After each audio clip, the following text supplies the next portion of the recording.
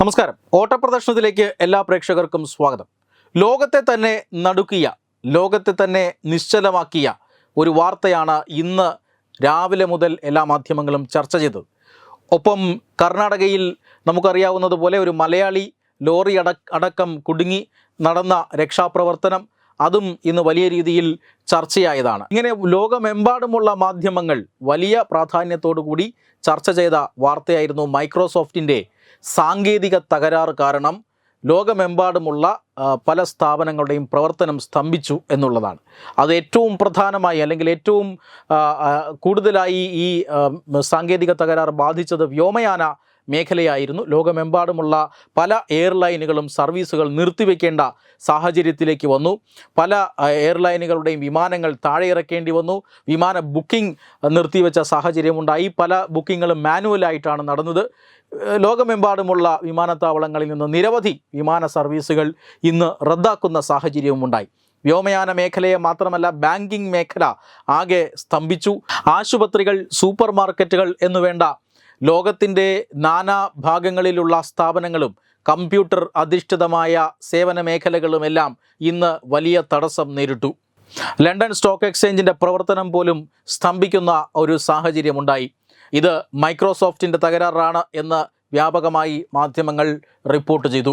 എന്തായാലും അത് സൂക്ഷ്മമായി പരിശോധിച്ചാൽ, അതിൻ്റെ സാങ്കേതിക വശങ്ങളിലേക്ക് ഇറങ്ങിച്ചെന്നാൽ മൈക്രോസോഫ്റ്റിൻ്റെ തകരാറല്ല. സൈബർ സെക്യൂരിറ്റി സേവനം നൽകുന്ന ക്രൗഡ് സ്ട്രൈക്ക് എന്ന ഒരു സോഫ്റ്റ്വെയറാണ് ഈ പ്രശ്നങ്ങളെല്ലാം ഉണ്ടാക്കിയത് എന്ന് സാങ്കേതിക വിദഗ്ധർ പറയുന്നുണ്ട്.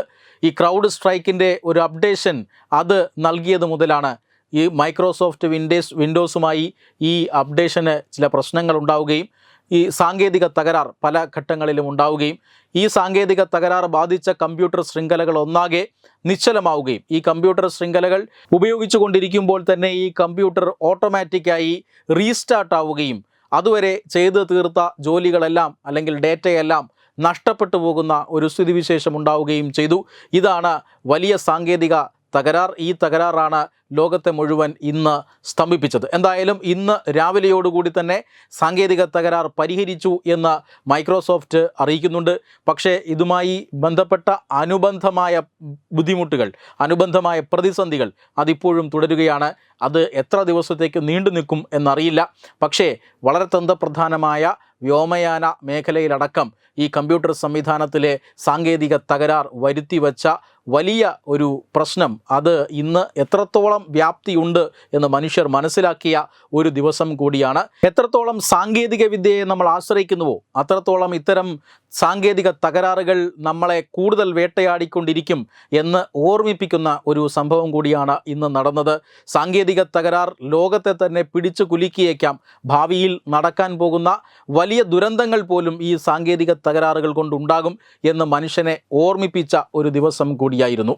കനത്ത മഴയെ തുടർന്നുണ്ടായ മണ്ണിടിച്ചിലിൽ, കർണാടകയിലെ അങ്കോലയിലുണ്ടായ മണ്ണിടിച്ചിലിൽ അകപ്പെട്ടുപോയത് ഒരു മലയാളി കൂടിയുണ്ട് എന്ന് ഇന്നാണ് കേരളത്തിലെ ജനങ്ങൾ അറിഞ്ഞത്. കേരളത്തിലെ വാർത്താ മാധ്യമങ്ങളിലെല്ലാം ആ ഒരു രക്ഷാപ്രവർത്തനത്തിൻ്റെ വാർത്തകളായിരുന്നു. ഓരോ മണിക്കൂറിലും ഇത് സംബന്ധിക്കുന്ന വാർത്തകൾ പുറത്തു വന്നുകൊണ്ടിരുന്നു.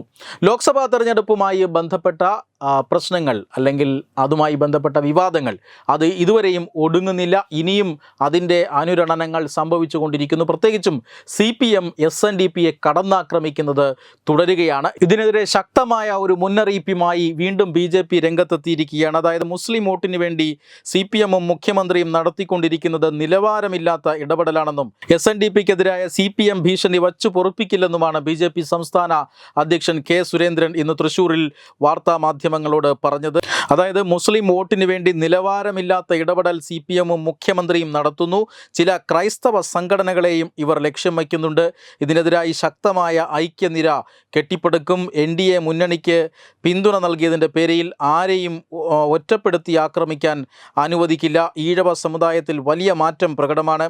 2016 വെള്ളാപ്പള്ളിയുടെ സമത്വ മുന്നേറ്റ യാത്രയും BDJSൻ്റെ രൂപീകരണവും അതിന് തുടക്കം കുറിച്ചു. വെള്ളാപ്പള്ളിയെ ഒറ്റതിരിഞ്ഞ് ആക്രമിക്കാമെന്ന് ആരും കരുതേണ്ട എന്ന് BJP CPMന് തക്കതായ മുന്നറിയിപ്പ് നൽകിയിരിക്കുകയാണ്. എന്തായാലും BDJS എന്ന ഒരു പാർട്ടി രൂപീകരിച്ച് ആ പാർട്ടിയുടെ രൂപീകരണത്തിൻ്റെ തുടക്കം മുതൽ ആ പാർട്ടി BJPയുടെ പാളയത്തിലാണ്. പക്ഷേ അന്നൊന്നും CPMന് വലിയ കുലുക്കമുണ്ടായിട്ടില്ല. പക്ഷേ അടിസ്ഥാന വോട്ട് ബാങ്ക്, കേരളത്തിലെ ഏറ്റവും വലിയ ഒരു സംഘടിത ജാതി സമൂഹം എന്ന നിലയിൽ SNDPക്കും ശ്രീനാരായണീയർക്കും ഒക്കെ ഈ കേരളത്തിലുള്ള പ്രാധാന്യം വളരെ വലുതാണ്. CPMൻ്റെ അടിസ്ഥാന വോട്ട് ബാങ്കുകളായിരുന്നു വർഷങ്ങളായി ഈ സമൂഹം. പക്ഷേ അതിൽ വലിയ മാറ്റങ്ങൾ ഇപ്പോൾ സംഭവിച്ചു കൊണ്ടിരിക്കുന്നു. രാഷ്ട്രീയമായി വരുന്ന മാറ്റം, ഒരു സമൂഹം അവർക്ക് ഇഷ്ടപ്പെടുന്ന രാഷ്ട്രീയ പ്രത്യയശാസ്ത്രം അത് തിരഞ്ഞെടുക്കാൻ അവർക്ക് എല്ലാവർക്കും ജനാധിപത്യപരമായ അവകാശമുണ്ട്. പക്ഷേ അതിനെപ്പോലും ചോദ്യം ചെയ്തുകൊണ്ട് ഭീഷണിയുടെ സ്വരത്തിലാണ് CPM നേതാക്കൾ സംസാരിക്കുന്നത്. അതിനെതിരെയാണ് ഇപ്പോൾ BJP ഒരിക്കൽ കൂടി രംഗത്ത് വന്നിരിക്കുന്നത്. Web desk Tatwamayi news. Powered by Jyotis. Realizing your dream home. Our ongoing luxury apartments projects are Crown near Karivattam, The Square near UST Global, White Manor near Aattugal Ambalathara, and Evergreens Luxury Villas near Tirumala. Call 90482 55599. Jyotis Building Promoters Private Limited, Thiruvananthapuram.